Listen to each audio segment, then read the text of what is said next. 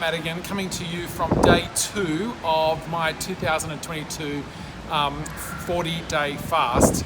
I'm so glad that you can interact in this video with me. I've had a few questions come in already. And as you know, this is something that I've not done in the past, but I have been doing 40-day fasts for 20 years. This is my 20-year anniversary. And for the first time ever, I'm vlogging my way through these 40 days because I get so many questions from people, not just while I'm fasting, but at various other times when they learn I've written some books on this and they say, tell me about such and such. So I thought, you know what? I'm going to do a 40-day fast here in Mexico, first time doing it in Mexico. And I thought, you know what? I'll vlog through it and answer 40 questions in 40 days. So we're on day 2.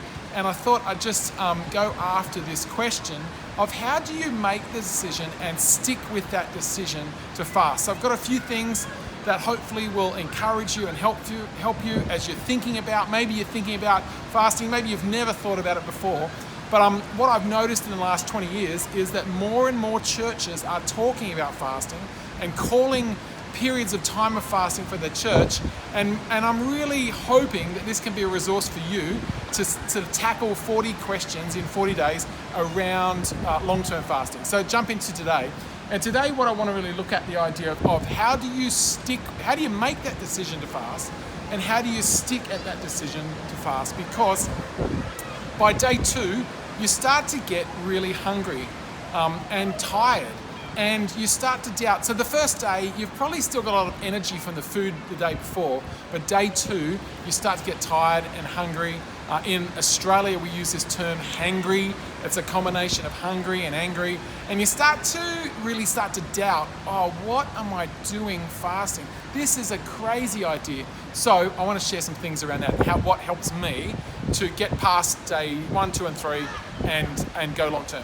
And so the first time I attempted to fast, the Australian Prayer Network in 2001 called a 21-day period of prayer and fasting, and I was like, that sounds like a great idea, I'm going to do that. So day 1, I jumped into it, didn't have breakfast, it was going great, got to lunchtime, and I started to feel really hungry. I'd never done anything like this before, and man, I was starting to feel hungry.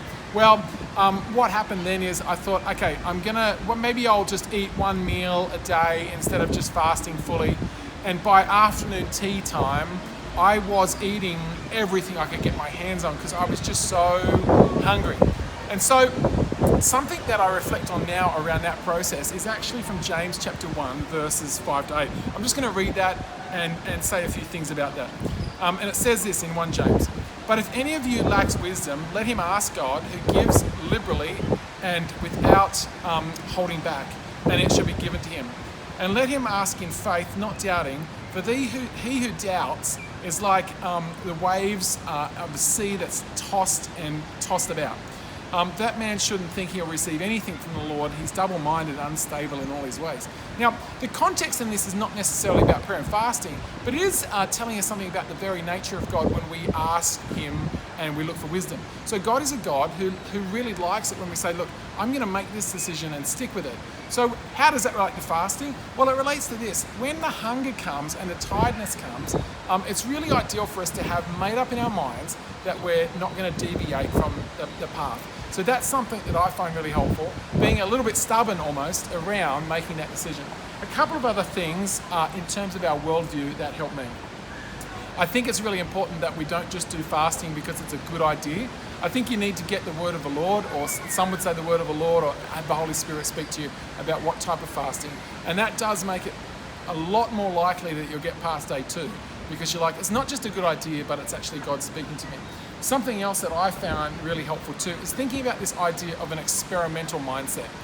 This idea of when I did my first 40-day fast, I said, you know what, I'll give it a go. I'll see what happens. If I don't make it, it's not the end of the world. And I actually found that idea of being a little bit more experimental, I'll give it a go, to be actually quite helpful. So maybe taking away the language of failure can be really helpful.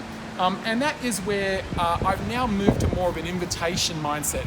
So I think about it like this now, that God invites us into this process and we can accept that invitation. It takes away a lot of the sense of failure. So what can happen sometimes is you might fast for a day or two And because you're thinking, I wanted to go for a week or two, I failed. But it's really helpful to think through this, that any form of fasting is helpful. So instead of thinking about a failure, I didn't make it 7 days, you could say, actually, I made it for 2, and it's the first time I've done it, and that was a great success. So I encourage you to think about that as well. So that's all for today. How to make that decision around making the decision to fast and sticking to it is really important. With these videos, there's going to be 40 over 40 days. Can I encourage you to like them on any social media you're on, or maybe you're on YouTube? Like them, share them, subscribe on YouTube. Get the word out. That'll be really helpful, because I know there's more and more people asking these questions these days. So have a great day. I'll see you for day 3 tomorrow.